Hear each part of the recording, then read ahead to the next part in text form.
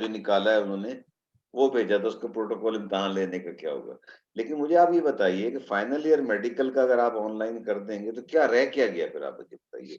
Final engineering का अगर आप ऑनलाइन कर देंगे, और या तो फिर आप प्लेगरिज्म की शर्त लगा दें उसके अंदर, पास फेल आपका डिपेंड करेगा प्लेगरिज्म के ऊपर, फिर करें ना फेल लोगों को, देखो। लेकिन वो प्राइवेट यूनिवर्सिटीज का ये मसला होता है ना कि फेल करते हुए तो डरते हैं कि आगे एडमिशन नहीं आएंगे, ये इशू है ना। देखिए पीएमडीसी ने तो कम से कम एक लिमिटेशन की हुई है ना, कि जितने भी मेडिकल कॉलेजेस यूनिवर्सिटीज हैं उनके ऊपर सख्ती है कि जी कोई 90 दाखिल कर सकता है, कोई 100, कोई 80, इस तरह है ना। इंजीनियरिंग में तो कोई पाबंदी नहीं है, ना इंजीनियरिंग काउंसिल पूछती है ना एचईसी पूछती है, जो जितना होता है जिसको जितने मिल जाते हैं। अब आप कराची का अंदाजा लगा लीजिए कि सिर्फ कराची में 9 या 10 हैं जो इंजीनियरिंग की डिग्री दे रहे हैं। आप शुरू हो जाए ना, कुरंगी से शुरू करें, सीबीएम दे रहा है, पीएफ किट्स दे रहा है, उधर जो है बाहर जो है पीसीसीआई फास्ट दे रहा है इंजीनियरिंग की डिग्री। 3 तो ये हो गए ना। उसके बाद आप जैबिस पे आ जाइए, ठीक है। पुरानी यूनिवर्सिटीज में एनईडी को, सर सैयद को ले लीजिए, आपकी अपनी यूनिवर्सिटी ले लीजिए, इकरा को ले लीजिए। अब तो मेरे ख्याल से प्रेस्टन भी सारा इंजीनियरिंग करा रहा है, इंडस भी इंजीनियरिंग कर रहा है, क्योंकि हद रह गई है क्या। अब जब इतने आपके इंजीनियरिंग कॉलेजेस बन जाएंगे और उनके अंदर दबा कोई भी दाखिला दे देगा, मतलब कहीं भी बच्चे को मिल जाएगा। उससे ये हुआ है कि लोगों ने अपने मेयार गिरा दिए हैं, इंडक्शन के मेयार गिरा दिए हैं, तालीमी मेयार गिरा दिए हैं यूनिवर्सिटीज ने। मैं जानता हूँ कि मैं, जो मेरे दोस्त मेडिकल वगैरह में पढ़ाते हैं जो साथ के थे, वो बताते हैं कि जी एक एक नंबर पे लड़के का सेमेस्टर चला जाता था, एक नंबर से अगर उसने कुछ किया, इम्तिहान कर लिया, वाइवा में उसके जो है 3 नंबर नहीं आए, थ्योरी पास कर ली, पेपर की पेपर पूरा देना। वाइवा की ये नहीं कि वाइवा दोबारा देगा, पूरा पेपर दोबारा देगा वो। अब पता नहीं क्या हो गया, मैं तो यार, मेरे पास तो अल्फाज नहीं है भाई। भाई एहसन साहब, सर इनको मैसेज करो, ये लोग आ जाएं, आज आखिरी क्लास है। अब कंपटीशन बहुत हो गया सर। किस चीज का कंपटीशन हो गया? सर हर पैसों का यूनिवर्सिटी कंपटीशन हो इंजीनियरिंग गया ना, करवा रही पढ़ाई है। का कंपटीशन तो नहीं हुआ है ना। सर हर यूनिवर्सिटी इंजीनियरिंग करवा रही है, हर कोई कहती है कि बस यही एडमिशन तो मैं लें और आपसे कह रहा हूँ, पास कर दें। कराची के अंदर ही 10-11 के पास जो है ना, ना इंजीनियरिंग काउंसिल पूछ रही है, ना वो कोई पूछ रहा है कि भाई सर कितने। आप सर हमें क्राइटेरिया जो बना के दिया है ना, वो आपको भी पता होगा कि मतलब ऐसा बना के दिया है कि मजबूरी में मुझे पास करना पड़ता है। आप फेल करोगे अगली दफा आपको क्लास नहीं मिलेगी। सर मैंने किए, फिर मुझे उन्होंने बोला कि इनको सी पे निकाल दें, डी पे निकाल दें। मतलब ये तो बिल्कुल ही गलत है, जिसने कुछ किया भी नहीं उसको सी डी से निकालना पड़ेगा। हम्म। तुम अपने पैसों के लिए तुम गलत बच्चों को पास करो, ये करो ना तुम। सर जब डीन बोलेंगे तो कहना पड़ता है ना फिर तो। अच्छा, मुझे क्यों नहीं किसी की हिम्मत पड़ती है, मुझे तो कोई नहीं बोलता कि पास कर दो, मुझे तो किसी ने सर नहीं आप कहा। सर आप माशाल्लाह पास कर देते हैं पहले ही सबको, इसलिए। अच्छा अच्छा, भाई इनको बुला लो, खुदा का वास्ता, क्यों तुम लोग मेरा वक्त बर्बाद कर रहे हो। 25 मिनट हो गए हैं मुझे बैठे हुए, अब तक तुम्हारी आधी क्लास भी नहीं आई, और जबकि मैंने मैसेज किया था कि आज आखिरी क्लास है, सब लोग आ जाएं। ऐसे कैसे काम चलेगा मेरे भाई। ये किधर है, अस्करी किधर है? हसनैन साहब, तुम्हारे 2 नंबर ज्यादा कि नहीं भाई, कम करूंगा मॉनिटर के 2 नंबर ज्यादा होते हैं। अस्ते का तो पता नहीं कहाँ पे हो। सर जी, मेरी क्या गलती है? अस्करी गायब है, मैं क्या करूं? हालांकि हालांकि उनकी जो बीवी है वो तो लाहौर गई है। बेगम लाहौर गई हुई है? बस तो फिर उनके गम में उल्टे पड़े जी होंगे, यही पता हो नहीं, फिर सकता भी है। गायब है। उनकी बेगम बेगम के गम में वो उल्टे पड़े होंगे, याद कर रहे होंगे उनको, आहें भर रहे होंगे याद करके, और क्या। यही हो सकता है। चलो भाई, ये तो मैसेज कर देता हूँ मैं सर, पता नहीं। नहीं, 4 बंदे अभी, सिर्फ 4 ही आए हैं ना, अफरोज अब आया है 5वां। अच्छा भाई, आज आखिरी क्लास है, ठीक है।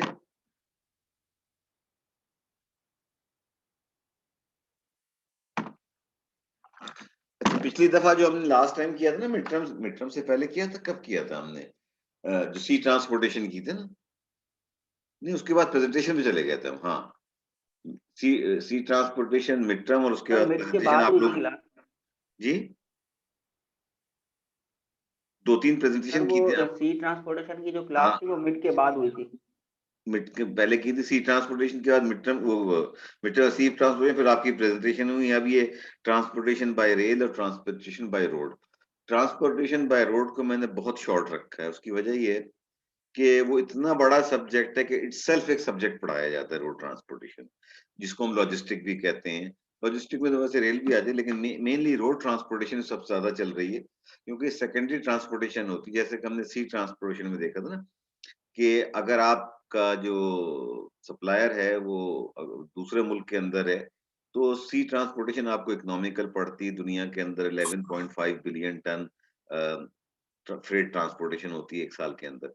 ये सारी फिगर्स मैंने आपसे 2019 की शेयर की थी, इसलिए कि 2020 की फिगर्स जो हैं रियलिस्टिक नहीं है। कोविड की वजह से पिछले 8-9 महीने में जो गुजरे हैं ना, लास्ट 3 क्वार्टर, वो बिल्कुल उल्टे गुजरे हैं, जिसमें हमें से किसी को कुछ समझ में नहीं आ रहा कि दुनिया के अंदर क्या हुआ है, कैसे हुआ है। तो जितने भी आप उठा के देख रहे हैं ना रिसर्च पेपर वगैरह, उस डेटा में से उन्होंने 2020 को निकाल दिया है। 2019 तक के डेटा पे एनालिसिस करके, और 21 को भी वो इतना फोरकास्ट नहीं कर रहे हैं। आगे की जो फोरकास्टिंग कर रहे हैं 22 ऑनवर्ड ले रहे हैं, ये अज्यूम करते हुए कि जी इस साल के अंदर 21 के अंदर वैक्सीन आ जाएगी, काबू हो जाएगा।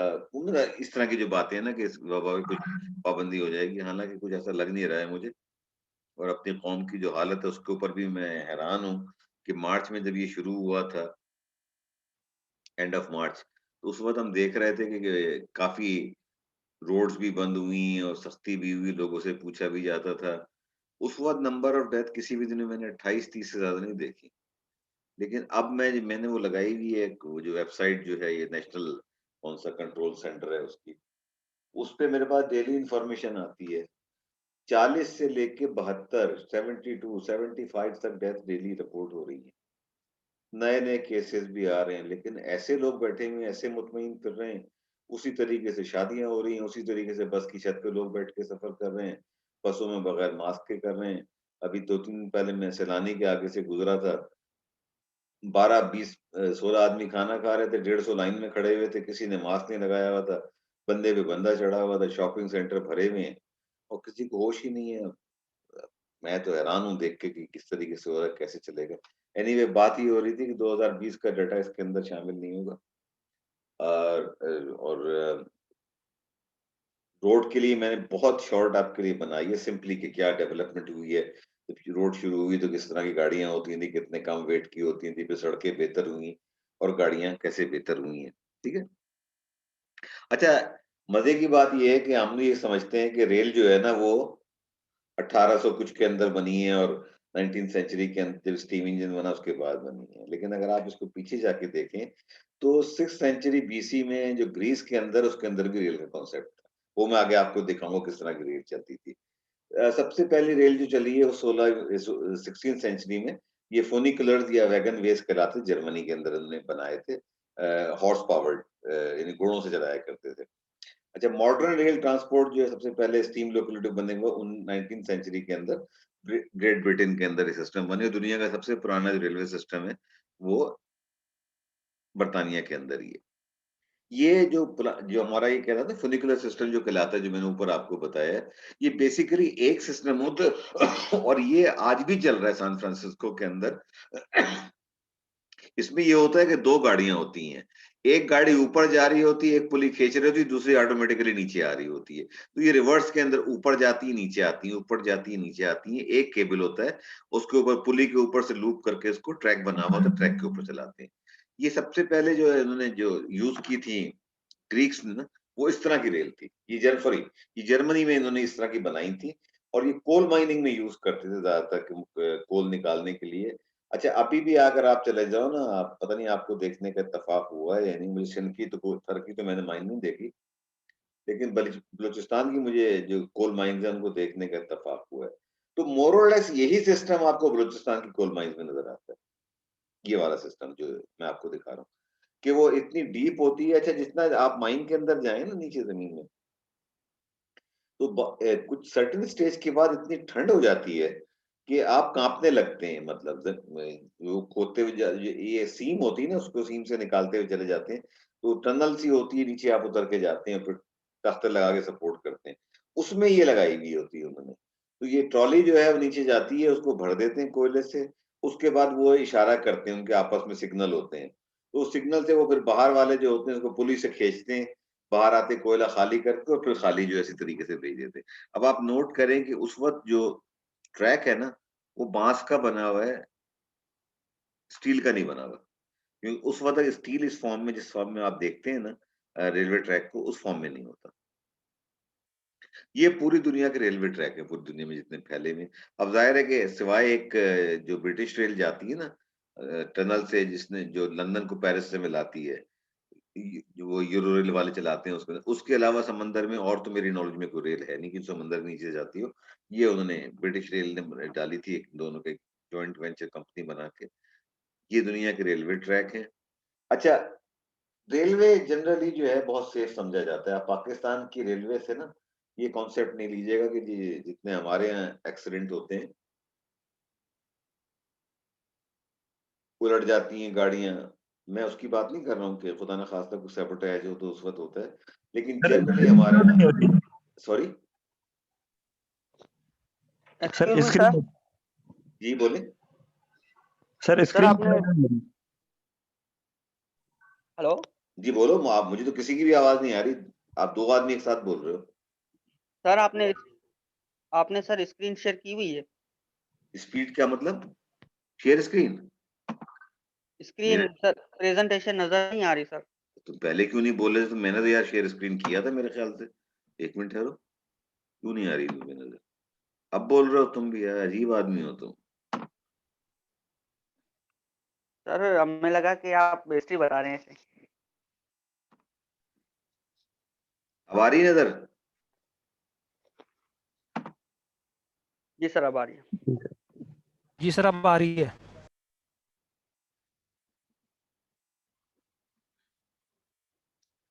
ये तो रोड की आ गई वजह, मैं रेल पे बात कर रहा था, गलती से दूसरी लग गई है।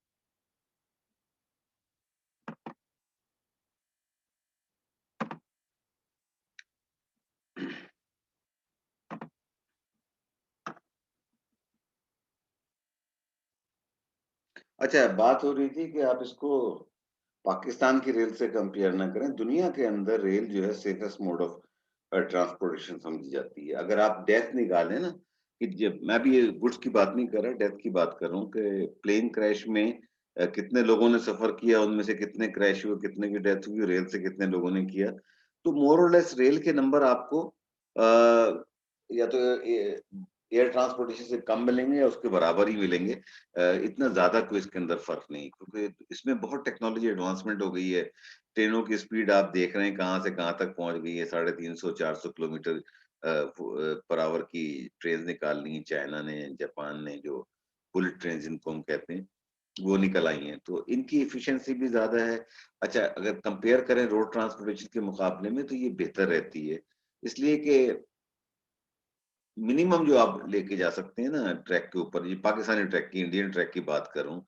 इस इलाके में जो पुराना ट्रैक 1800 समथिंग में जो गोरों ने डाला था, उसके ऊपर आप एक वक्त में 60-70 वैगन ले जा सकते हैं। यानी 1400 मेट्रिक टन, 1500 मेट्रिक टन की इसका आपके पास गुंजाइश होती है।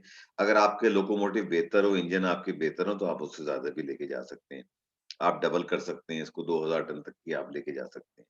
अब यही सोचिए कि अगर 2000 टन की आप एक ट्रेन लेके जा रहे हैं, कराची से लेके पेशावर तक सामान पहुंचा रहे हैं, और 2000 टन अगर आप ट्रकों पे लेके जाएंगे, तो आपको 50 ट्रक की जरूरत पड़ेगी।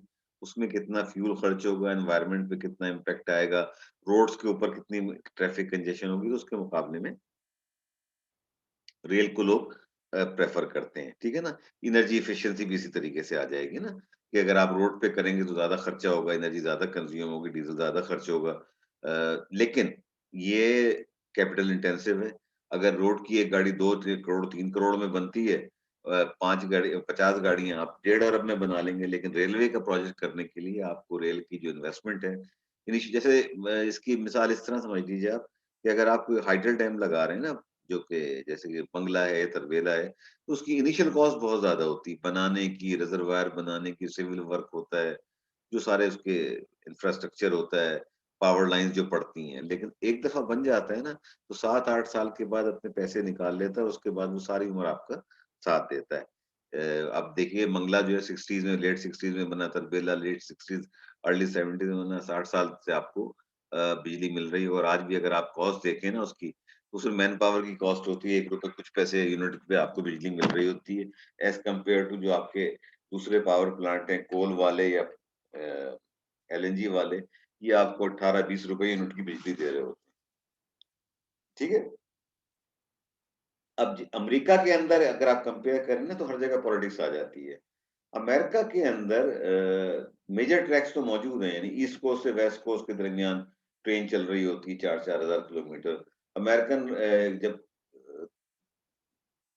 तरक्की कर रहा था, जब सोना निकल रहा था, चांदी निकल रही थी मुख्तलिफ इलाकों में, गोल्ड रश हुआ था, उस वक्त बहुत सारी कंपनियों ने रेलवे ट्रैक डाले और वहां पे प्राइवेट रेल ट्रैक थे। उनके अपने यानी जिस तरह स्टॉक मार्केट में शेयर हुआ करते थे, उनकी अपनी पुलिस थी, गुंडे पाले हुए थे, एक दूसरे से लड़ते थे, मारा करते थे, बदमाशी थी ना उनकी, मतलब वो भी उस जमाने के मलिक रियाज थे ना, इस तरह के लोग थे वो। बाद में वो चीजें ऑर्गेनाइज होती चलेंगी। अब अमेरिका के अंदर जो सबसे बड़ी जो प्रॉब्लम है ना, कि इतना बड़ा मुल्क है, उसमें ट्रैक तो मौजूद है ईस्ट कोस्ट से वेस्ट कोस्ट जाने के लिए, अच्छी ट्रेनें भी चल रही होती, 2 से 3 दिन में आप 3000 मील का सफर करके एक कोने से दूसरे कोने 3 दिन में आप पहुंच जाते हो, फाइन। लेकिन उन्होंने इंटरसिटी कनेक्ट नहीं होने दिया, यानी मेन जो है वो तो जा रहा है, लेकिन शहरों को आपस में कनेक्ट नहीं होने दिया। उसकी वजह ये थी कि फोर्ड साहब बड़े पावरफुल आदमी थे, उन्होंने 1902 के अंदर पहली गाड़ी निकाल ली थी, उसके बाद 8 में, 10 में, 12 में, उस जमाने में $3000 की, $2500 की गाड़ियां थी। तो उन्होंने जाहिर कांग्रेसमैन को इनको कह के उन्होंने सड़कें बनवाई, सड़कों पे ज्यादा तवज्जो हुई, जो हाईवे मोटरवे जो भी कहलाती हैं उनकी, आई फलानी और इतनी इंटरस्टेट कहलाती है, कहीं मोटरवे कहलाती है, कहीं ऑटोबान कहलाती है, अलग अलग नाम है। तो जितनी सड़कें ज्यादा बनी, उससे रेल को सेटबैक हुआ, इतना नहीं हुआ। अगर आपने देखा हो तो रेल तो इतनी ज्यादा है कि अगर टर्की से एक रेल चलती है, आज भी चलती है, जिसका नाम है ओरिएंट एक्सप्रेस। ठीक है ना, जिस जमाने में बरतानिया की हुकूमत थी, तुर्की टर्की एक अपनी एम्पायर था, तो बहुत सारे लोग टूरिस्ट आया करते थे वहां पे। तो आज भी आप देख लें ना, तो मतलब अब तो टर्की का एक रिवाइवल हुआ, एक तरीके से इंडस्ट्रियलाइज मुल्क बना है।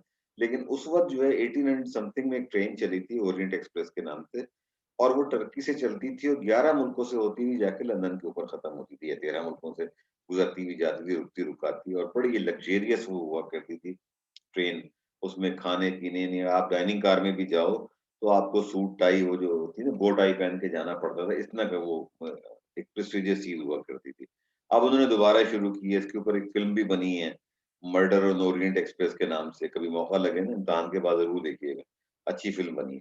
तो रेल ट्रांसपोर्टेशन जो है वो एक अच्छी सेफ ट्रांसपोर्टेशन है, गुड्स के लिए भी अच्छी है, एनर्जी एफिशिएंट का से मुराद ये है कि पर टन जो फ्यूल कंजम्पशन है इसकी वो कम होती है। ये वही बात है ना, हम पहले भी बात कर चुके हैं रोड ट्रांसपोर्टेशन में, जब हम बात कर रहे थे कि 60 आदमी 60 गाड़ियों में, 60 बाइक के ऊपर दफ्तर जाएं, या 60 आदमी एक बस के अंदर बैठ के दफ्तर जाएं, तो पर लेवल पर पर्सन पॉल्यूशन का रेट कितना गिर जाएगा। ठीक है ना, अगर आप 60 वोल्ट बाइकें चलेंगी, तो जितने इमिशन वो करेंगे कार्बन डाइऑक्साइड के, कार्बन मोनोऑक्साइड के, नाइट्रोजन ऑक्साइड्स के, और जितने भी होते हैं हमारे पार्टिकुलेट मैटर, अला बला सबके, 60 का इम्पैक्ट ज्यादा होगा या एक बस का इम्पैक्ट ज्यादा होगा उसमें सारे जाएं। तो इसीलिए पूरी दुनिया में खास तौर पे मेगा सिटीज जो होते हैं, जिनको मेट्रोपोलिस कहते हैं, उनके अंदर हमेशा पब्लिक ट्रांसपोर्ट के ऊपर तवज्जो दी जाती है। ये हमारी बदकिस्मती है कि कराची के अंदर इतनी आबादी होने के बावजूद भी पब्लिक ट्रांसपोर्ट सिस्टम को जानबूझ के बर्बाद किया गया है,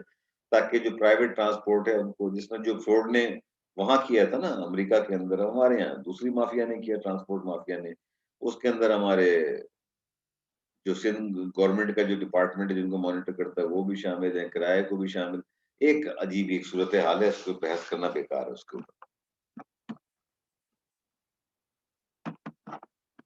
अच्छा ये जनाब, ये पहली ट्रेन थी जो 89 में बनी थी। आप देखो किस तरह के उनको लिए थे और कैसे लोग थे, किस तरह के उन्होंने ट्रैक बनाया था, और ये इस तरह चलती थी ये। ठीक है, ये जब 20वीं सेंचुरी में आए 900 के बाद, तो और थोड़ी मॉडर्नाइजेशन हो गई। जैसे जैसे इंजीनियरिंग में एडवांसमेंट आती चली गई, आपके रेलवे में भी एडवांसमेंट आती गई। रेलवे ट्रैक अच्छे होते चले गए, स्टीम इंजन अच्छे होते चले गए, तो आपकी गाड़ियों की स्पीड बढ़ती चलेगी। और ये 21वीं सदी की, जिसको हम बुलेट ट्रेन कहते हैं। अब आप देखें इसका डिजाइन देखें, ये बिल्कुल उसी तरह है जिस तरह के स्पोर्ट्स कार की जो डिजाइनिंग होती है ना, वो इस तरह होती है कि उसके ऊपर एयर रेजिस्टेंस जो है कम से कम है। जब आप चल रहे होते हैं ना, कोई भी गाड़ी चला रहे होते हैं, तो सामने जो हवा चल रही होती है वो एक रेजिस्ट कर रही होती है, एरोडायनेमिक्स की जो सर कहलाती है ये ना। जी हेलो, जी तो वो जी आप जी डिजाइन ऐसे बनाते हैं कि एयर रेजिस्टेंस इसको कम से कम मिले और गाड़ी की स्पीड होती है। अब ये जो ट्रेनें हैं, मेरे ख्याल से चाइना ने जो बनाई है, वो जापान से भी तेज बना ली है। 370 किलोमीटर पर आवर या ऑलमोस्ट 400 किलोमीटर पर आवर को टच करती हुई ट्रेन आ गई। ये 2019 के फिगर हैं। अब हमने देखा था कि सी ट्रांसपोर्टेशन की जो फिगर थी 2019 की, वो 11.5 बिलियन मैट्रिक टन थी। उसमें हर तरह का कार्गो शामिल था, खाने से लेके, जानवरों से लेके, गाड़ियों से लेके, सीमेंट, गंदम, ये ऑयल, सब मिला के 11.5 बिलियन टन था। अगर आप वर्ल्ड पॉपुलेशन पे डिवाइड कर ले, तो मैंने आपको नंबर दिया था कि वो तकरीबन नंबर आपका बन के आ रहा था 1.5 टन पर पर्सन पर एनम जो है, इतनी ट्रांस।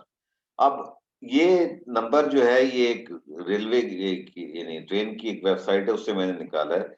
वो कहता है 3.1 बिलियन टन किलोमीटर। अच्छा, इनका यूनिट अलग लेते हैं रेल के लिए। वो ये कहते हैं कि 1 टन आपने सामान बुक किया, मिसाल के तौर पे कराची से और पेशावर तक किया, 1200 टन है, 1200 टन गया पेशावर तक। पेशावर तक का फासला किलोमीटर के अंदर फर्ज करो 2000 किलोमीटर है, तो 1200 मल्टीप्लाइड बाय 2000 ये आपका हो जाएगा बिलियन टन किलोमीटर। मतलब जितने भी होंगे इतने टन किलोमीटर हो जाएगा। यानी ये इन्होंने मेजरमेंट निकाली है कि इतने 3.1 billion tonne kilometre by rail जो है, ये सिर्फ यूरोप और टर्की की फिगर है, ये पूरी दुनिया की फिगर नहीं। इसलिए कि इतने ज्यादा ये अमाउंट है कि आपको मिलता नहीं। यही रोड के अंदर होता है कि एक एक मुल्क की फिगर जो है ना, जो रोड ट्रांसपोर्टेशन हो रही है, वो बिलियंस ऑफ टन किलोमीटर की हो रही है। सेकेंडरी डिस्ट्रीब्यूशन, जैसे अमेरिका की आप मिसाल ले रहे हैं, चाइना से बन के चीजें आ रही हैं, वो उतरती है पोर्ट के ऊपर कंटेनर की शक्ल में, या जैसे भी, और कंटेनर की शक्ल में पूरे मुल्क में डिस्ट्रीब्यूट होती हैं। तो वो जो यूनिट लिया जाता है कि टन किलोमीटर से ना, कि 20 टन का एक कंटेनर है, उसने 1000 मील 1000 किलोमीटर सफर किया, तो वो कितने हो जाएंगे, 20,000 किलोमीटर हो जाएंगे। इस तरह कर करके वो पूरे साल की निकालते हैं। तो ये कोई छोटा अमाउंट नहीं है। लेकिन दुनिया के अंदर 2018 और 19 के दरमियान रेलवे के ऊपर काम बढ़ा था। इसलिए कि जाहिर है कि जब इकोनॉमी ग्रो कर रही है ना, तो हर चीज ही ग्रो करती है। जब इकोनॉमी श्रिंक कर रही होती है, अब आप देखिए कि इस वक्त रीजन को आप देख लें, यानी इस रीजन में हम बैठे हैं। अभी मैं एक देख रहा था कि जो हो रहा है कि चाइना जो है, वो उसका जीडीपी ग्रोथ जो है 3.5 का फोरकास्ट किया है। मतलब अभी उन्होंने एग्जैक्ट नंबर नहीं दिए हैं जो 2020 गुजरा है उसके, लेकिन 3.5। पाकिस्तान का शायद नेगेटिव से 1, अब कह रहे हैं कि 1 के करीब आ गया है। इंडिया -8% है, बांग्लादेश 1% है। तो कितना सफर, क्या जितना आपका जीडीपी ग्रोथ करता है, उतना ही आपकी जो है दायरे की ट्रांसपोर्टेशन भी उस हिसाब से होगी। और ये चीजें चलती रहती हैं। 18 और 19 के दरमियान कुछ और सूरत है, 19 और 20 के दरमियान कुछ और सूरत हाल होगी। अगर आप आज नंबर लेंगे ना 2020 के, तो शायद 19 के मुकाबले में आपको 40-50% कम नजर आएगा नंबर जो है। दुनिया के अंदर ये 240 बिलियन यूएस डॉलर की फिगर है ये। उन जितनी भी दुनिया की रेलवे कंपनीज है ना, उन्होंने इतने का बिजनेस किया, इतना रेवेन्यू जनरेट किया। अब इसमें अगर आप 10% भी प्रॉफिट लगा लो उनका, रफली मैं कह रहा हूँ, तो समझ लीजिए कि उन्होंने 24 बिलियन डॉलर साल के कमाए हैं। इतने तो पाकिस्तान के एक्सपोर्ट नहीं होते जितने के उन्होंने रेल से कमा लेते हैं। ठीक है। अच्छा, एडवांटेजेस क्या है रेल ट्रांसपोर्ट के? रेल ट्रांसपोर्ट के एडवांटेज ये हैं कि ये शिप से बहुत ज्यादा तेज होती है। अगर आप यानी शिप से कोई चले तो शिप की मैक्सिमम स्पीड जो आती है ना, वो नॉट के अंदर ली जाती है। वो 1 नॉट जो होता है 1.6 1.7 माइल्स के बराबर तकरीबन आता है। तो उसको अगर आप कैलकुलेट करेंगे, कन्वर्ट करेंगे ना, तो मतलब अगर आप फासला निकालने की कोशिश करें ना, फॉर एग्जांपल जैसे दुबई है, दुबई से कराची के दरमियान एक पानी का जहाज जो है वो चलेगा तो तकरीबन 42-44 घंटे के अंदर आता है। लेकिन अगर बाई एयर आप देखें तो ये फासला 1.5 घंटे का है। ट्रेन से अगर आप करेंगे तो इतना ही फासला जितना हुआ है, यहाँ से लेके आप 12 घंटे में, 11 घंटे में कर लेंगे। तो ज़ाहिर है कि rail transport is faster than sea transport, ठीक है? अच्छा, पहले क्या होता था, अब तो खैर इतना नहीं होता, इतनी एडवांसमेंट हो गई है। पहले पूरे-पूरे जहाज गायब हो जाया करते थे। अगर आप देखें 16th सेंचुरी के अंदर जब से वास्को डी गामा और क्रिस्टोफर कोलंबस निकले थे दुनिया को फ़तह करने के लिए, उससे पहले भी वो हिस्ट्री में रिकॉर्ड के ऊपर नहीं है। ये जब एम्पायर्स बनी है ना, स्पेनिश ने अमेरिका को पकड़ा, अंग्रेजों ने अफ्रीका को, एशिया को पकड़ा। इन्होंने जब एम्पायर्स बनाई तो इनके जहाज जो थे ना, इतनी एडवांसमेंट नहीं थी, तो जहाज ज़ाया हो जाते थे। आज भी आप देखें, लोग जो हैं समंदर में डीप डाइविंग करके वो खजाने वाले जहाज ढूंढ रहे होते हैं। अपनी एडवांसमेंट हो गई है ना, वो अल्ट्रासाउंड के इक्विपमेंट ले जाके सोने के जहाज जो लूट मार करके लेके आ रहे हैं तो टूट जाते हैं। डूबे हुए जहाजों को ढूंढने की पूरी एक ये है, और उसके बाकायदा लाइसेंस मिलते हैं जिस मुल्क के उसके अंदर होते हैं आप, वो आपको लाइसेंस देता है, तो फिर आप डाइविंग करके आप निकालते हैं। फिर ये जनरली सेफर है, ठीक है ना, शिप के मुकाबले में। अच्छा, यानी पेरिशेबल गुड्स से मुराद क्या है कि जो खाने-पीने की चीज़ें, मिसाल के तौर पे आपको अगर ये अंदाज़ा हो कि आमों का जो बेहतरीन इलाका पाकिस्तान में कहलाता है, वो मुल्तान वाला कहलाता है ना, मुल्तान है, खानेवाल है, इस इलाके के आम। तो जनरली वहाँ से आम आप देखें कि रेलवे पे अगर आप जाएँ ना, जब आमों का सीज़न होता है मई से लेके जुलाई अगस्त तक, तो आप रेलवे पे जाएँ कैंट के ऊपर या उनके जो गोडाउन है उसकी तरफ जाएँ, तो आपको आमों की पेटियाँ भरी होगी, इतनी खुशबू आ रही होती है। तो वजह ये है कि टाइम इतना होता है, इतनी जल्दी आ जाता है कि ये ज़ाया नहीं होता और आप लेके आ जाते हैं। इसी तरीके से रेलवे के अंदर भी रेफ्रिजरेटर लगाई जाती हैं। अ, पूरी जो कार होती है ना, रेफ्रिजरेटर जिस तरह एयर कंडीशन कार होती है, रेफ्रिजरेटेड कार भी होती है। ये जो है चीपर है, आपको जल्दी मिल जाती है चीज़, इससे आपको अमेरिका से अगर आप बुक कराओगे चीज़, तो यहाँ पहुँचने में अमेरिका से सबसे जो आसान रास्ता है, उससे भी आते हुए 5 हफ्ते लग जाते हैं, ठीक है? इसमें टेक्नोलॉजिकली बहुत एडवांस हैं। अच्छा, उसमें क्या होता है कि आप जो है ट्रेन के अंदर उन्होंने बर्ड्स भी दे दी हैं, आप सो भी सकते हो। इंश्योरेंस कॉस्ट इसकी बहुत कम होती है और एनर्जी एफिशिएंट, एनवायरनमेंट फ्रेंडली होती है। मैं यहाँ पे रुक रहा हूँ, टाइम खत्म हो रहा है। मैं इस वीडियो को सेव करके वापस आ रहा हूँ। खुदा के वास्ते सब लोग हाज़िर हो गए हैं, कितने आए हैं अभी तक? 7 बंदे हैं। आज भी मेरे कहने के बावजूद कि भाई आज आखिरी क्लास है, सब आ जाना। मैं अल्लाह ही समझाया तुमको, मैं नहीं समझा सकता।